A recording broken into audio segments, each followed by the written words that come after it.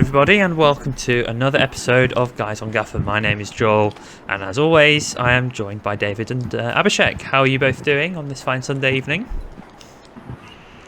Well, not so happy when your team loses in a football match, but in terms of fantasy wise, it's a really decent week, I might say, because got returns, got benching, headaches, got red cards, got everything. Got misses from 10, 2 yards, 3 yards. I mean, come on, Sar. The miss that Sar made, I mean, come on. Just Most kept it. people will be in pain with that one. Yeah, but speaking of that, I am in pain, but I am not owning him. So that's You're alright a then. certain. But still, I got a game to go because they are at home. I think the second game also. So yeah, in terms of fantasy wise, I can say decent. But from that, I think I'm quite happy having a good weekend. Ooh, in terms of cricket, India got into the semi-final. We play against England. It's gonna be an interesting matchup. Yeah, that will be interesting. Yeah. Come on, England. You say interesting, but like it's only interesting for you two because you're like the nations that follow cricket in this pod. Like I've never seen the cricket match. I watched like a series on like my TV that had the cricket match in it, but like that's the extent that goes. I think I'd like tried to throw a ball in like the cricket style, but like that's. I see. Yeah. Now, do you not even have a cricket team? Probably, but not like a good one. Yeah, they are. I think basically what they do is like that the associate nations that are playing, like the Netherlands and all those things, UAE, Qatar. I've seen Qatar playing, so surely Norway must play somewhere. Yeah, it's probably like very easy to get into the team because there's not lots of competition. So it's the interest, and you have to know the rules also because predominantly all European countries have footballing knowledge. They don't have those cricketing knowledge, so you first have to learn about cricket, what it is, what is the rules, how it's played. Then you can. There are lots of silly words. I got just irritated by the rules because I saw one clip like when it basically looked like cheating, but it was allowed. I was just like, yeah, this is stupid. I just watch football instead. Anyway, this is not a cricket podcast, so we should probably move on from cricket. Yeah, and I'm happy to that it's not. So let's keep moving. Yeah. So how's life, David? I think we should move away from cricket right now. Yeah, it's good. I've had a nice weekend, but I'm a bit tired, so don't be surprised if I almost fall asleep. Just we have to have an interesting discussion today, so I don't fall asleep. Yeah, we are not gonna argue. We are not gonna. See about that. we need some hot takes, central things you can Abhishek. So just have that ready. I think the World Cup is close, so better to take hot takes in the topic of World Cup. Apart from that, because I think we need a break from all those Gaffr at FPL. I think, especially after this week, because not everyone is happy with their FPL scores, especially. Yeah. Right. Well, let's get into it. So, yeah, if you have been on Twitter at all today, you may have seen some very exciting news, which is that Gaffr have released their own World Cup game. We are probably going to do some content for that. We were just discussing it earlier. It's a little bit awkward with the quick turnarounds between match weeks in the group stages, but we're having to think about what we can do. We'll probably do something. Whether it'll be really informative or a bit more chilled and laid back is yet to be decided. But yeah, I think we plan on doing something. So watch out for that. But that's very exciting, and Gaffr is always putting on a really good fantasy game. The boosts look fun. The rule, only 5 players per confederation rule, is a good rule. I like that. So yeah, we'll be looking forward to that. And but before that, we've got another championship pod to do, and we're only one game week away from the World Cup break. So the plan is to just briefly discuss the double in 21 and have a quick look at some Milwall assets. That doesn't mean to say we're going to be recommending you go and buy one, but in case you're planning on doing so, hopefully we'll be able to provide some information there and a few thoughts. But before we get on to that, let's look at our teams from last week, or well, from game week 20 so far. We haven't had the midweek games yet. We've just had the weekend games. Abhishek, your team is on the screen now. Yeah, so I got 78 minus 4, so 74 points after the first round of the double game matches.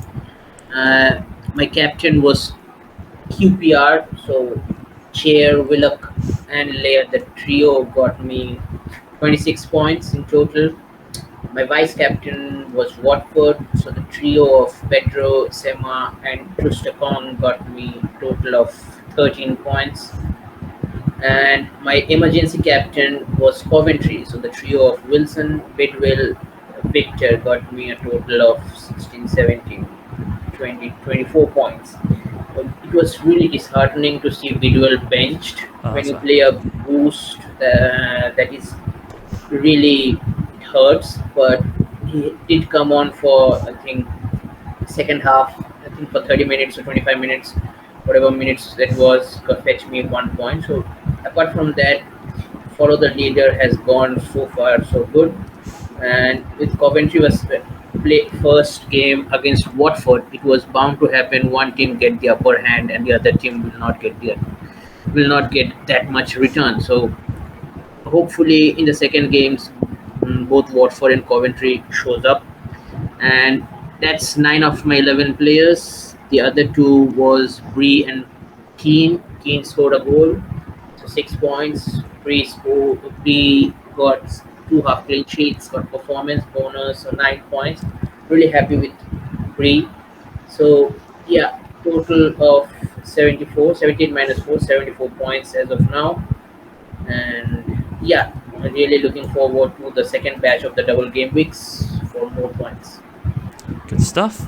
All right, David, your team is next. Yeah, it's not looking as good as yours, Abhishek, I must admit. But yeah, that's probably because it took just such a great hit and it hasn't paid off as of now as much. But I took a minus 16 and I have 76 points, so 60 points it will be now.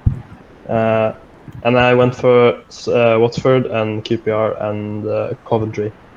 So yeah, SAR hasn't done much, and neither has the other as well. But like, the big thing was not having Sheffield United. Basically, those who have that are like flying in around 100 points already. But like, yeah, didn't have that. And I also it's like it's okay. But I got Dean in for last week for like to get the money for some other move I can't remember, but he scored and got 13 points on the bench.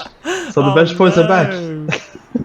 Oh no! Yeah, it's That's awful. crazy. Bidwell is like on 1 point just sitting there. So yeah, Ouch.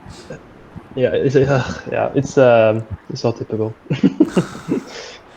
But he's been a good buy, but he's just like not been on the pitch. Yeah. Yeah, so yeah, need a big second part because I went from 11th place to 42nd now, so it's a bit of a drop off. Yeah. So yeah, and yeah, need something special. Nasty.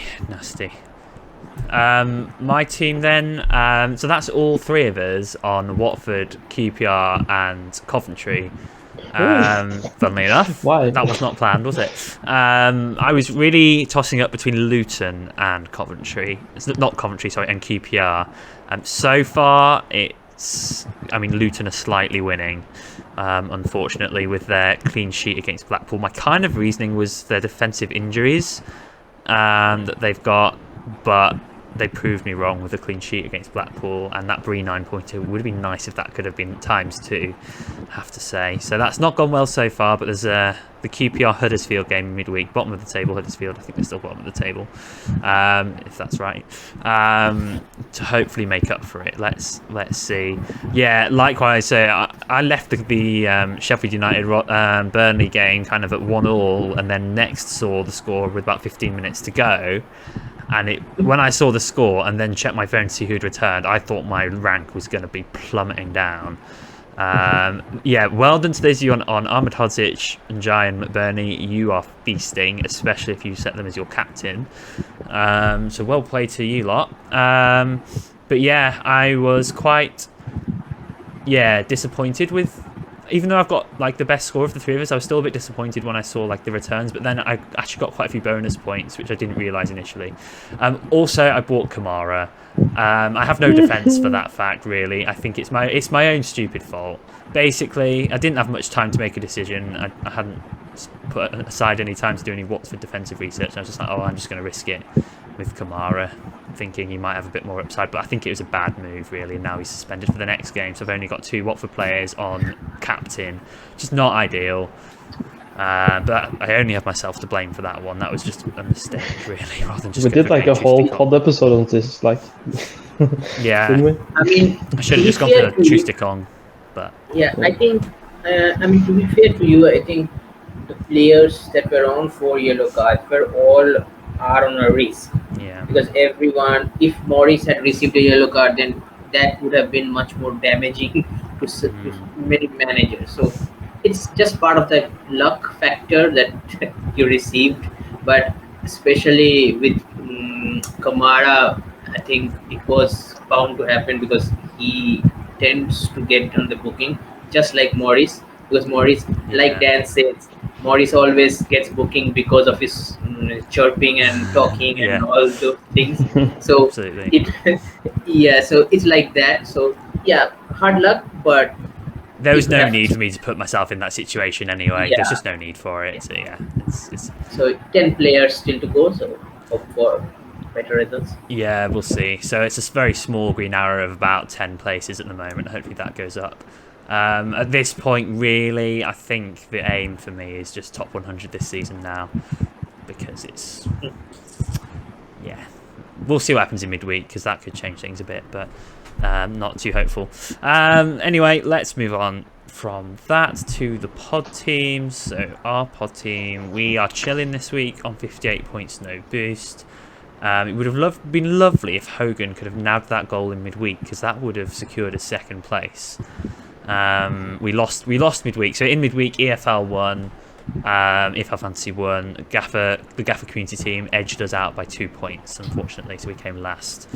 And then this week, our strategy is just avoid the big doubles and let the other 2 teams fight it out on boosts, so that we're making sure that we win our boost weeks. And so we'll see. I don't know. The community team's on the screen currently on 90-8 with triple. I don't actually know what EFL Fantasy are on at the moment. I don't know if one of you wants to have a quick look at that. But yeah, that's where we stand, and we're just taking the 0 this week, and then taking 2 free transfers into game week 21, and then hopefully we can get a win for the World Cup. But although we won't know who wins until December, middle of World Cup, because that's under the Milwall game being the 3rd of December. Yeah. So yeah. Do either of you have the EFL Fantasy score up at all? I thought I sent it to you, but it's like 105 points they have. Okay, so they currently have the lead. Did they have Sheffield United on followed the leader? Yeah, fair play to them. So yeah, that's where we stand on that. And then in terms of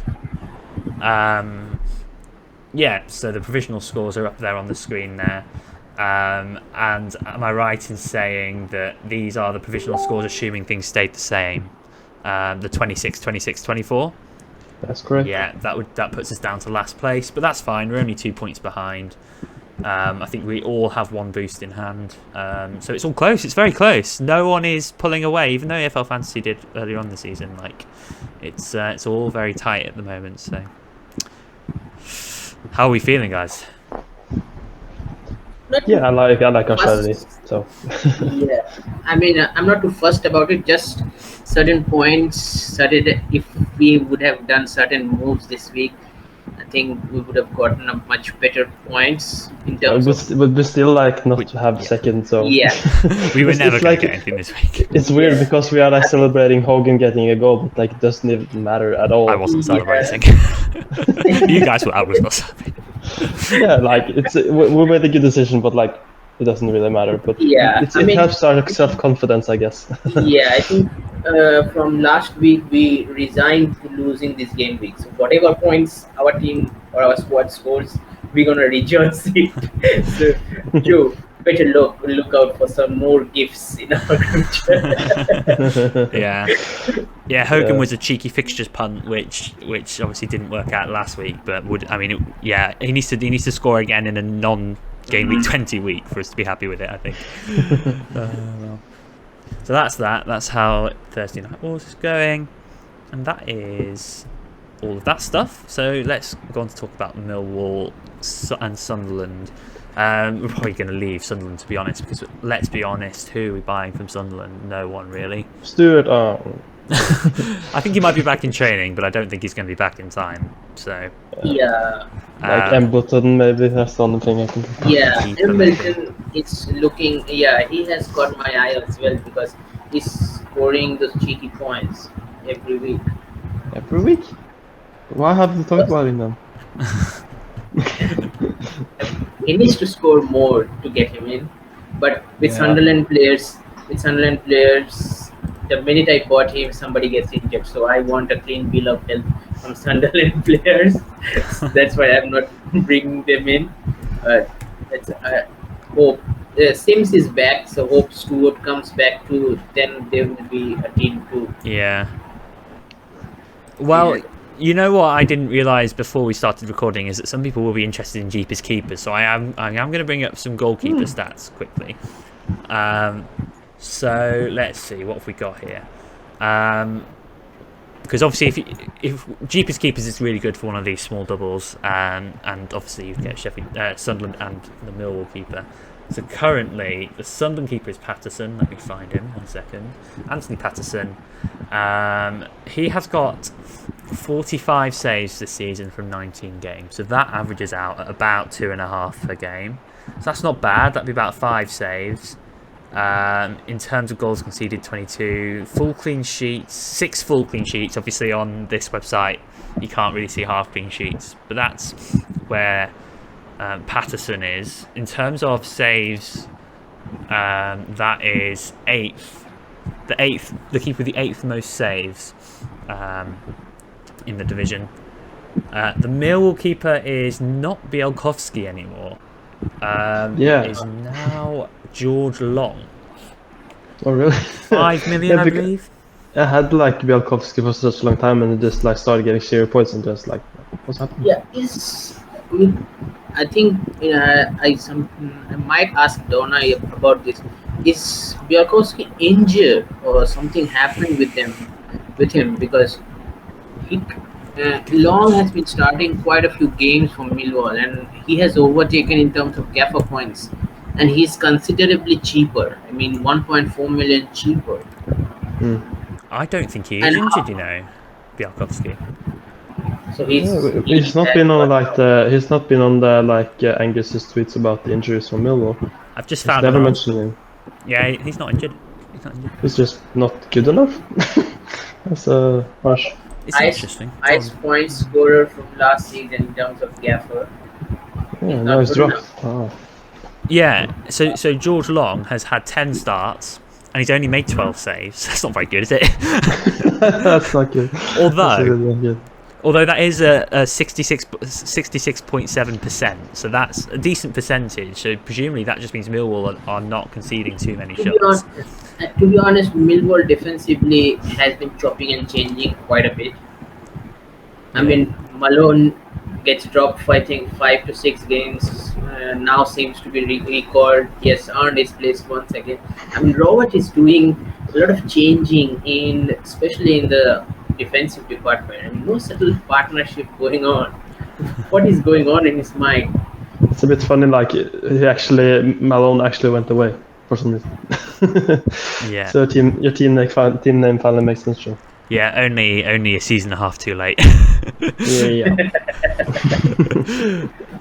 Yeah. Interestingly, Bielkowski was tracking at over 3 saves per game when he was playing. So it's an interesting one bringing in George Long. Bielkowski is clearly a better goalkeeper in terms of. I haven't seen George Long play quite bit, but Vasyl Bielkowski played. So I don't know if you want a defensive stability, especially for a team like Milwall, and as you said, they are the fifth best, right? Hmm. In Yeah, but terms of we've picked the horrible keepers and cheapest keepers before, and it still worked out. Yeah. I mean, look, if I think we have seen the Johansson save points in a cheaper keeper this season. I don't think we're gonna get that much haul. Mm. I think we got 30 points, 30 to 35 points. I mean, that's monster. Yeah, you just never know, though. They can get like a penalty save and then just like Depends. for them. Yeah. Depends if Exactly. Rotherham once again gets 3 games in a game. Please no. Like, oh, can't take it. So it might be worth just while we're on this subject to just also talk about the other keepers that double in the small doubles, just to compare them, in case you're thinking I might want to play cheapest keepers. So it sounds like George Long's not a great option at the moment. So what have we got? We've got Patterson, Coventry. 45. So 45 saves from 19 starts, so 2.5 ish per game.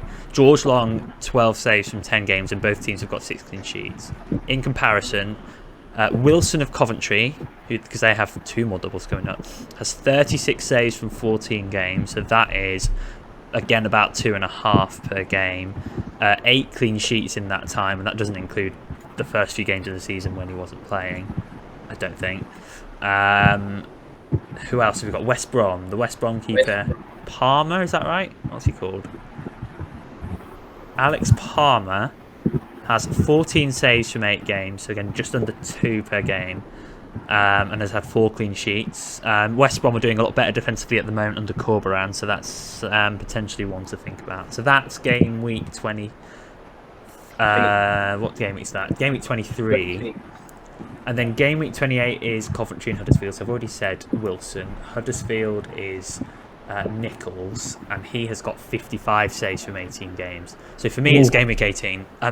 28, sorry. I'm playing at 28 on those two. Even though Nichols is quite expensive, I'm going to do it then, I think. Yeah, I've seen quite a few people going on game week 28.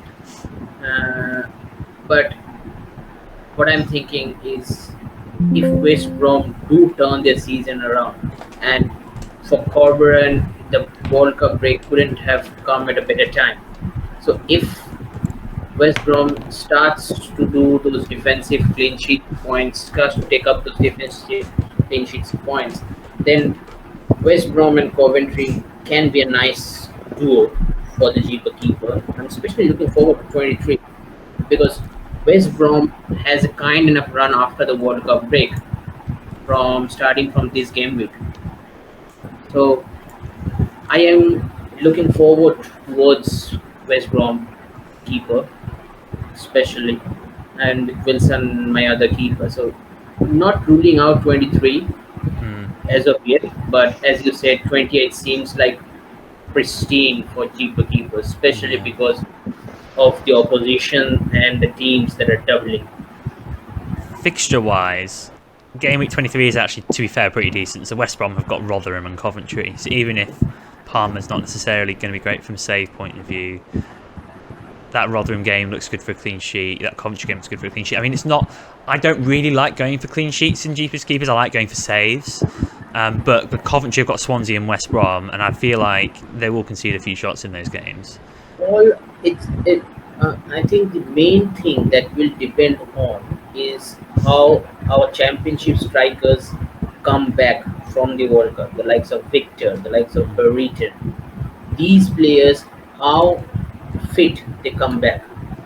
Because ultimately, if we do get clean sheet points, then these strikers will not score. So if they are fatigued, if Sweden, let's say Sweden go to semi-finals, for example, then he will come on late, so he may miss the 23 game. So that things that we have to also consider. So it's better to play in 23 than in 28 in terms of clean sheet potential. Just saying, by the way, Sweden didn't actually qualify, but I do take your point. I do take your point. but Sweden didn't qualify. Sorry, Swedish fans. And neither did Chile. Sorry. So BB Brereton Diaz didn't. Yeah, Oh, come on. I think it's more in terms of the unpredictability of like a reset, rather than in terms of fitness. Because I think most championship players, with a few exceptions, will not be going to the World Cup. There are a handful that will be. It's more kind of like which teams have put things right on the training field over that period, and stuff like that. So I think there's certainly that element of predictability in those first couple of game weeks, that's for sure. Yes. And like sorry, teams like Sweden and Chilean fans. Very sorry. Yeah.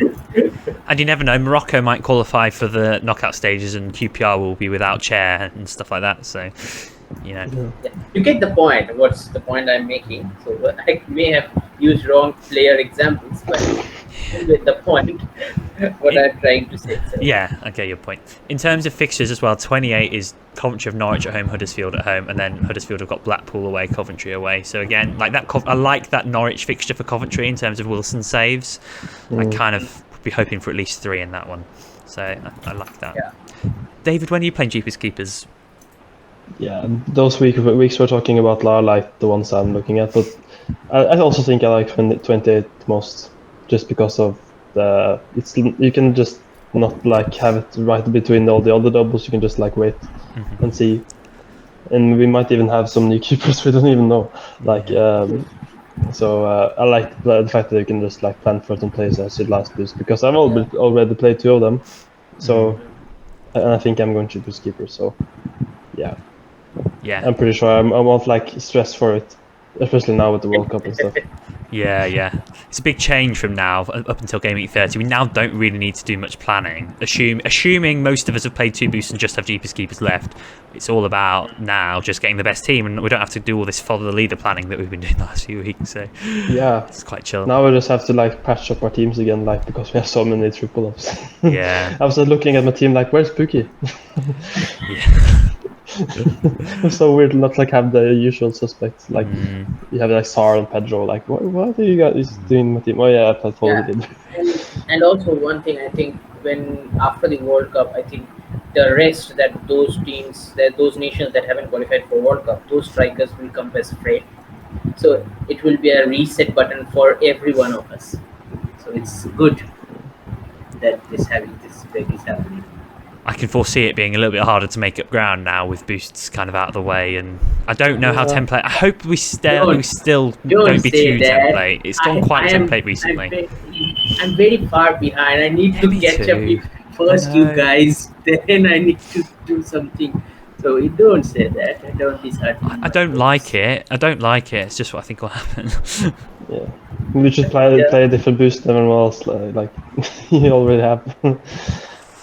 Nah. Well, we have to move along with this. Yeah.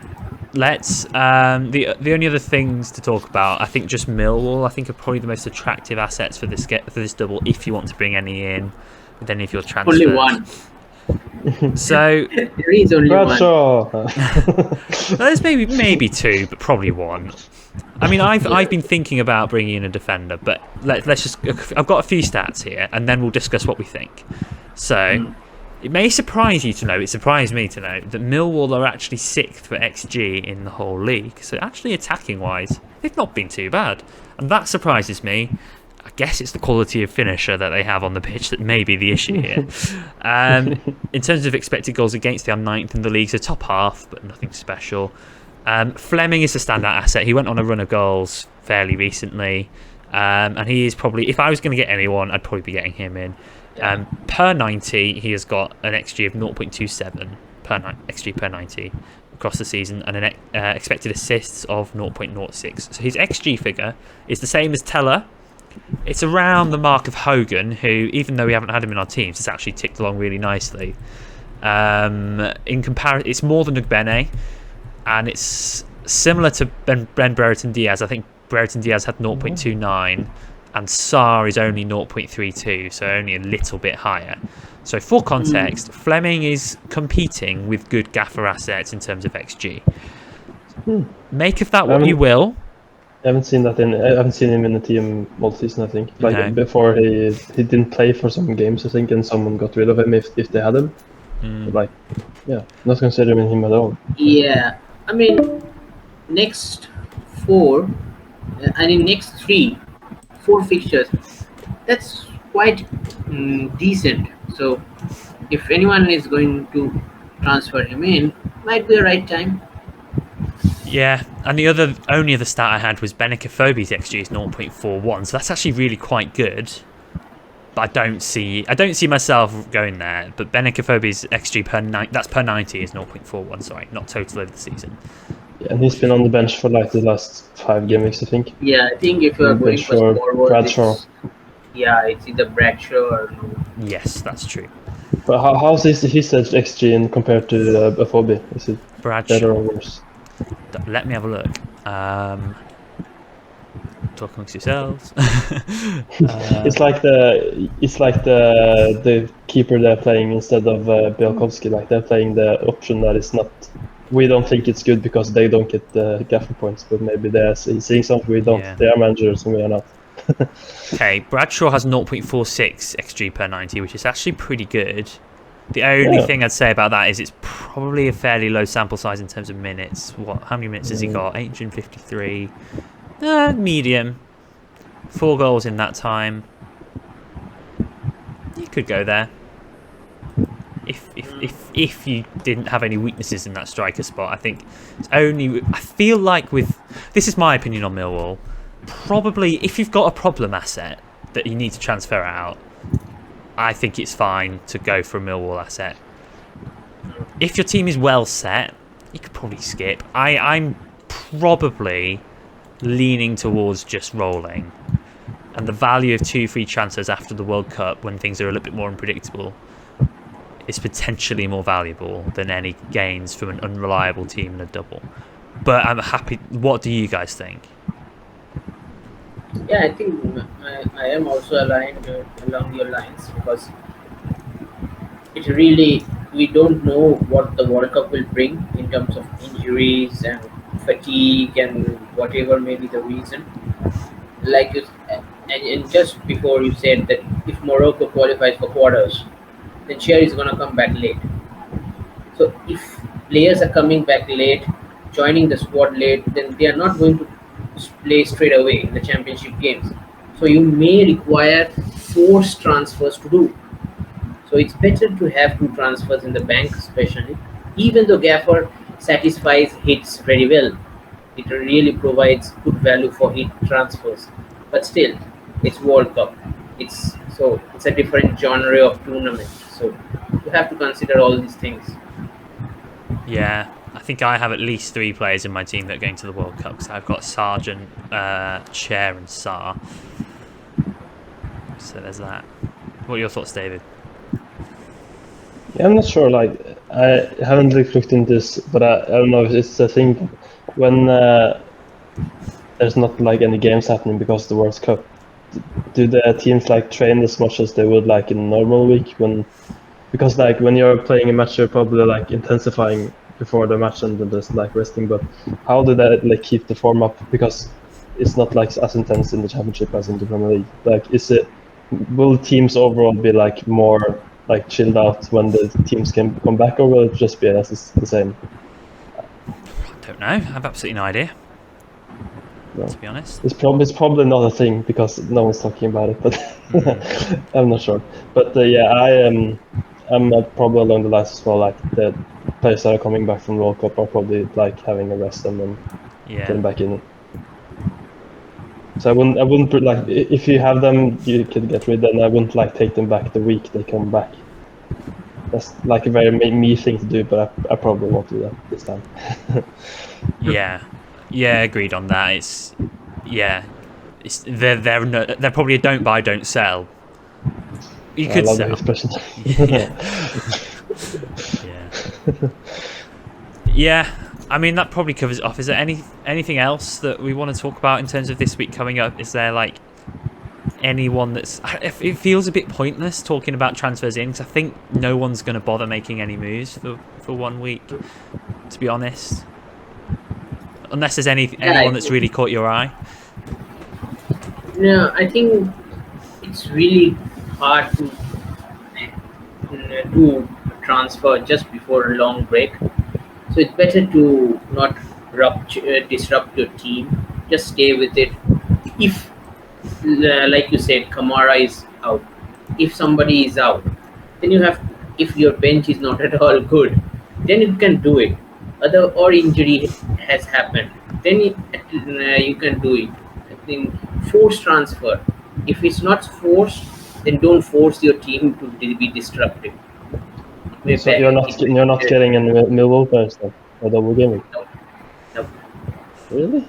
Yeah, I mean, For that double double is game week, too like long for me. yeah, but this is still 2 games though.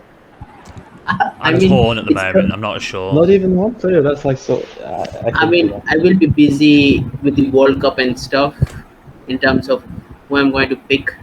I probably will forget about this Milwall double until 10th, and then when December 10th comes, then I will remember. Oh, we have Gaffr back. But the thing is, if you don't have the player for the 3rd of December, like, oh, I should have got the player because they got so much points now. And Gaffr's back, yeah. I think it's because it's Millwall and Sunderland. They're both unreliable teams with no decent assets long term. It's like that's probably the reason why. If it was a different team, I think would be kind of getting on it.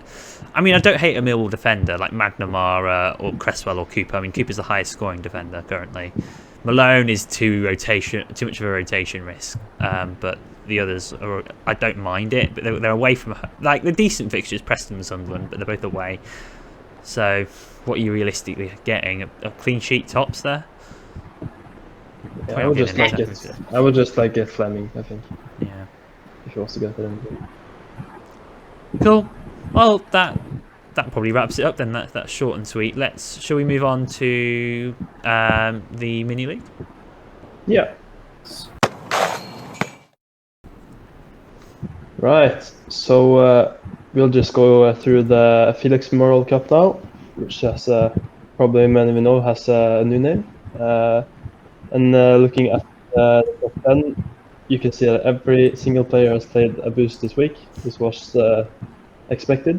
But the fun thing, I guess not fun, but it's interesting, is that most of the teams have like 90 plus points and hundreds and things, but the leader, which is Runnerid, has just 82. So he has not had the best week so far. He's like in, like still better than me, but like from the leader of the game, you would expect something more, maybe. But yeah, so that's like good for us because he has like so much more points than everyone else. You can just see from this league he has at least almost 50 points more than Angus, who's second now, which is like news as well. He's done very well this week. But the best one here that's actually amazing. The number 5 in this league has 138 points this week, and we're only halfway. That's insane. Like if you get the double of that, you're like 250-60 points. What's like the biggest story we have seen in this 3 seasons? Is it like maybe the goal fence week with Tony? If people got the more than 200%? We've had 220 or something. Yeah, it's the should be on for biggest score ever. We used a goal fest on Tony. And I think I remember at one time when Pookie, I think 2 seasons back, when Norwich Pookie was scoring goals for fun, and Buendia Pookie, that duo was walking. That duo was playing in the championship. I think we got another 230 plus points. Whether it's goal fest or or this captaincy situation, I can't remember yet. But certainly it's the goal fest one that has provided us with more points. Yeah. So it'll be interesting to see how many points the best one ends up with. But like I think Jack Curran is strong considered. I mean, it's really good to hear these amount of points. It's really sad to see that I haven't scored any of this season. I just looked at my total points, compared to so Runner is on 1,502. I'm on 1,260. 242 points behind. Can still win Gaffr, guys. no. Come on. Oh dear. I mean, on game week 1, I scored 100. I started the season with 100. Since then, I haven't reached 100 points yet. 20 game weeks have gone. That's how bad this season has gone for me. Yeah. I'm on 1,414 points, and that's like 42. So, yeah, it's a I'm bit of a on- way up. Yeah, I'm on 1100. So understandably, I am the last of Wow. in the pod. This is like a new thing for the pod. Like you're always like in the top, and Joel is not far behind, and I'm in last. But like this is flipped script on this. Yeah, it's kind of a weird season for me in terms of Gaffr, because in certain weeks I've seen that okay, I have covered some ground. In the next few weeks, I have not only lost that ground, I have lost much more ground. So it's really disheartening to see. But if I compare with FPL is going really well the past few seasons. I don't know what has happened to Gaffr this season. I blame the Super League exclusion. I mean, I was on dreamland in that Super League, so I was really disheartened to see that game was crap. But Where hopefully did they you bring finish back again? I next week. forgot. I know you were top 10. Top 3. Third. Third. Yes. But now we have a chance to redeem yourself with the World Cup game, so now you can't complain anymore. Yeah, let's. That's it. That's the hope, and that hopefully the guys from Gaffr brings back the Super League game, because it was quite a fun. I reckon they might next season. I think the World Cup's one of the Yeah. reasons why they didn't. But Yeah. This is like a Super League light version. yeah. I feel like. So Yeah, I that's think good. because so hopefully they bring back and I get to rejoice more points. yeah, we'll just gloss over that I dropped out of the top 10 of the league. Yeah, it's not important. Yeah, that's not important. Yeah. Well done to the guys who are up there. I mean, they're all Yeah. flying, aren't they? Really. I mean, are they all top 20? Not all first page, but I mean, we've got Ronnerid's top of the standings. Yeah, and- Angus is now 6th. And Rabatman is 7th. So, you know, we've Yeah, got and 3 of the also, top 10 in the league. 4 of the top 10 yeah, in the and- league. And I think what's 3. more pleasing to see is that more and more new managers are starting to play Gaffr. So we are not having to see the same names in the top 10. That's really good to see. So yeah, those who are playing the Gaffr, please share it with the others so that we can always grow together. Absolutely. Yeah, up to 10k total players from like 7k last season, so that's good. Yeah. Good stuff. It's like so fun to talk about, because like everyone I'm saying that I play Championship Fantasy and have podcasts, they're like, is there even a game for Championship Fantasy? That's Yeah. crazy. Why are you playing that? Yeah. That must be even more pronounced in your countries. Even here, Yeah. it's like there's a championship fantasy game. Yeah, even here, like most even don't even play like the national fantasy game. So playing a second tier game from another country is like Yeah. super crazy. I mean- and having podcast as well, it's like another level Yeah. of crazy. I mean, it's really, when I've told my friends that I'm going to do this podcast, and they say, what? We can't even get to see the championship game. You're doing a podcast about it? Yeah, I'm doing it. Oh, it's fun. You're just big nerds. Yeah, and a lot of them have started playing that and finding interest in that, Good. watching Really? YouTube highlight videos with that. So Nice. that's a bonus, because we stay so far and we don't have that much coverage to championship games like the Premier League games or the other games. So it's really good to see that from India a lot of guys are playing this season. So yeah. Good stuff. Right. Let's just go through what our plans are for Game Week 21. So, David, actually, your team is on the screen first this time. Yeah. So, yeah, what are you thinking currently? Even though it's early days, I know, but No idea. Like I have no clue. Like I have zero money in the bank. If I was to do anything, I would have to take out a good player. So I probably should roll, but I want a Milwall player. And the only player I could take out for Fleming would be Willock. what about? The worst. Can you afford it from Sema? How much is Fleming? Have we even said like? He's like somewhere between 7 and 8. I just can't remember exactly where. Let's see. I can check right now. I think 7.1. 7.4. So I can't afford him. That's annoying. Semi is 7, so Yeah. I don't know. My captains are like set up just because I had to do it, but yeah, I don't even know if they are set up right. But the big thing is if I'm starting Yates, Dean, or O'Hare, because 2 of them have to be benched. So that's like, and even Bidwell has to be benched. Like, I like what's on the screen there. I think you might have. I think that might be. That's like the best, the most ideal out of a bad situation. It's a bit of a 50-50 for me between Sema and O'Hare, but I think Yates should definitely start. Yeah. Against, if you can't start him against Wigan, you can't start him against anyone now. Yeah. I really hope that O'Hare do something in the second game, because the hype was so much. Everyone was going on and on about O'Hare. He's back. I mean, really, if he does something, then really good thing. Yeah. I think that's me. I'll have to look into if I'm going in Millwall, but yeah, it's like not the most exciting week for me. Yeah. All right, Abhishek, you're next up. Yeah, I mean, I am rolling.